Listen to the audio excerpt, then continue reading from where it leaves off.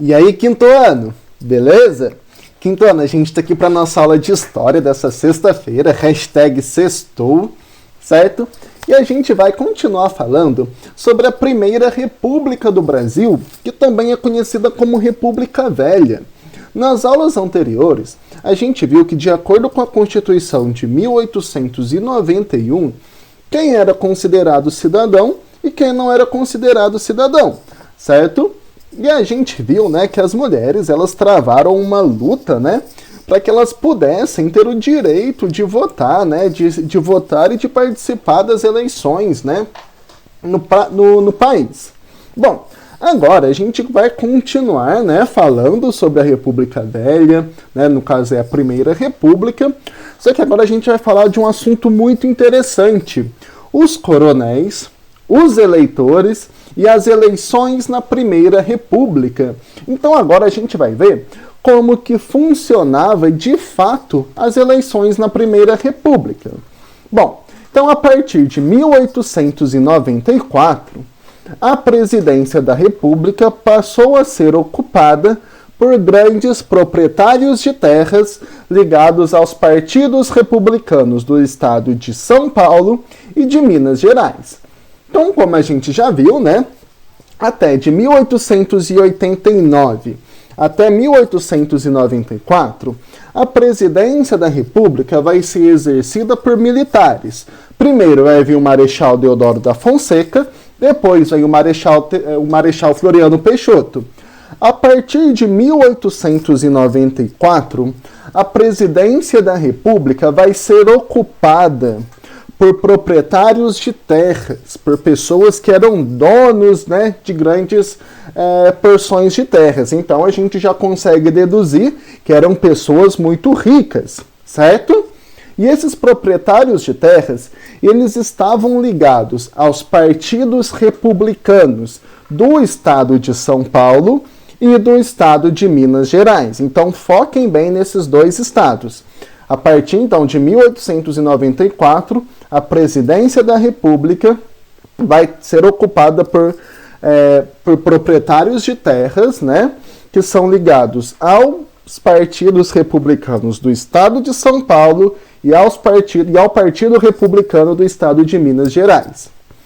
Esse grupo, né, de proprietários de terras dominou o poder político no Brasil por 36 anos consecutivos, tá? Então, esse grupo, né, de grandes proprietários de terras ligado ao Partido Republicano de São Paulo e ao Partido Republicano de Minas Gerais, eles vão governar o Brasil por 36 anos seguidos, certo? Revezando-se a cada eleição um dos partidos, o de São Paulo e o de Minas Gerais, né? O de São Paulo e o de Minas Gerais indicavam um candidato. Então, como que funcionava? Tinha uma eleição, né? Quando fosse ter uma eleição, o que acontecia? O partido de São Paulo ia lá e indicava um candidato. Na próxima, e aí o partido de Minas Gerais apoiava esse candidato que São Paulo indicou. Na próxima eleição acontecia o contrário.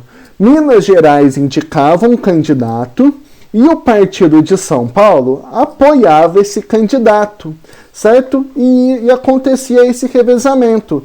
Numa eleição era indicado um representante, né, do partido de São Paulo. Minas Gerais apoiava esse representante. Na próxima eleição, era indicado um representante, né, do Partido Republicano de Minas Gerais e São Paulo apoiava esse representante. Então, esses dois estados, eles iam revezando-se no poder, tá? Então, em uma eleição, quem ganhava era o estado de Minas Gerais e outra eleição era o estado de São Paulo. Outra eleição Minas Gerais, outra eleição Estado de São Paulo, né? E foi assim por 36 anos consecutivos, tá? Bom, esse revezamento também ficou conhecido como política do café com leite. Política do café com leite, né? Porque o café representando São Paulo e o leite representando Minas Gerais. Bom, Nessa foto, né, a gente pode ver proprietários de terras em fazenda no município de Ribeirão Preto, no estado de São Paulo, no início da década de 1920, tá? Bom, agora a gente vai ver os coronéis. Esses são pessoas que são muito importantes, tá, nesse sistema político brasileiro. Como eram chamados os grandes proprietários de terras na época? Então, os grandes proprietários de terra, essas pessoas que estão aparecendo aí na foto, eles eram chamados de coronéis, tá? E os coronéis, eles escolhiam os candidatos à Câmara de Deputados, ao Senado Federal e ao governo do seu estado, entre aqueles que representavam seus interesses. Então, o que acontecia? Olha só, os coronéis, eles eram grandes proprietários de terra. Então, pelo fato dos coronéis ser grandes proprietários de terra, quer dizer que havia várias pessoas que trabalhavam para esses coronéis, além das pessoas ligadas à família desse coronel, certo? Então, lembrem disso, eles eram grandes proprietários de terras, pessoas muito ricas, tá? Os coronéis, eles escolhiam os candidatos para Câmara de Deputados, para senador e para ser o governador do estado em que ele mora, tá? Só que ele escolhia esses candidatos que representavam os seus interesses, certo? Que de alguma forma iria ajudar esse coronel. Bom, como ele escolhia então esses candidatos? Daí as pessoas, né, que dependiam desse coronel, que eram ligadas a esse coronel, tá? Né, eles eram obrigados a votar nos candidatos que o coronel queria. Eles eram obrigados a votar no candidato que representava os interesses do coronel. Então, olha só. A garantia de que as pessoas votariam no candidato escolhido pelo coronel estava na troca de favores. Os eleitores recebiam diversas vantagens ou presentes pelo voto e apoiavam-se também no sistema eleitoral brasileiro, que não garantia o sigilo do voto. A gente vai ainda entender melhor isso que está acontecendo, mas olha só. Os coronéis, sendo grandes proprietários de terras, havia pessoas que dependiam desse coronel, que dependiam de trabalho, que estavam ligados a ele de alguma forma, tá? Então, o coronel, ele tinha seus candidatos que representariam os seus interesses, tá? Então tinha um candidato que ia representar o interesse do coronel. Aí as pessoas que estavam ligadas a esse coronel, elas tinham que votar no candidato que representava os interesses do coronel. Mas, tio Lucas, como que o coronel ele convencia as pessoas a votar, né, no candidato que ele queria? Através da troca de favores, tá? E, às vezes ele dava emprego, ele dava dinheiro, dava alimento, enfim, né, em troca desse voto. Mas, tio Lucas, e se eu for lá falar que eu votei, mas não votei? Não tinha jeito, porque o sistema eleitoral brasileiro, naquela época, não garantia o sigilo, né? O voto não era secreto. Então as pessoas sabiam em quem você estava votando. Vamos olhar agora na página 120, essa charge que vai explicar muito bem o que eu estou falando para vocês. Bom, olha só. Isso aqui, né, nessa primeira cena, a gente está vendo como que funcionava a eleição naquela época. Olha só, a gente vê as pessoas, né, os mesários, que são pessoas que trabalham nas eleições, né, e está chegando o eleitor para votar. Então o eleitor levava até as urnas 2 cédulas eleitorais.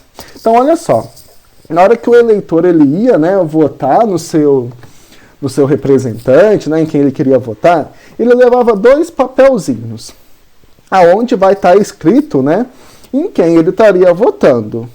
Olha só, então nessa primeira imagem a gente vê as pessoas que trabalham na eleição e aqui a gente vê o eleitor, né, a pessoa que vai votar.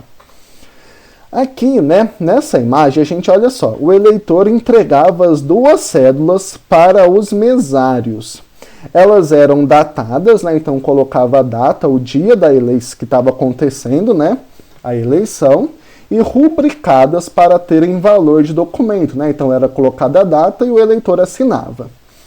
Usava-se o termo voto descoberto, pois as opções do eleitor já estavam marcadas nas cédulas, tá? Então o eleitor ele ia lá, ele marcava, né, em quem ele votaria. E aí ele chegava, né, até os mesários, que eram as pessoas que trabalhavam na eleição.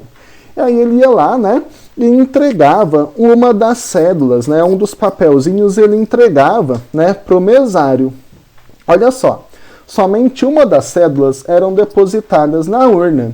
Então um dos papelzinhos eles colocavam na urna, e o outro papelzinho ficava com a pessoa, ficava com o eleitor. Então, olha só, o eleitor levava outra cédula embora como um comprovante de seu voto. Então, um papelzinho onde ele anotou em quem que ele votaria, né? Um ele coloca na urna e o outro fica para ele, que aí ele leva, né, como comprovante de que ele votou.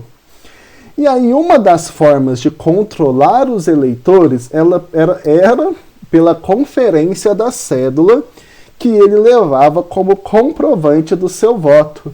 Então, olha só, então um coronel ele conseguia saber em quem que o eleitor votou, tá? Graças a esse papelzinho que ficava com o eleitor. Então, olha só, os coronéis, só para a gente poder recapitular aqui então, eles eram grandes proprietários de terras e muitas pessoas dependiam desse coronel, tá? Muitas pessoas estavam ligadas a esse coronel. Então, o coronel, né, ele tinha os seus candidatos que representariam os seus interesses na Câmara de Deputados, no Senado e no governo estadual. E, né, então, essas pessoas que estavam ligadas ao coronel, né, tinham que votar no candidato que representava os interesses do coronel.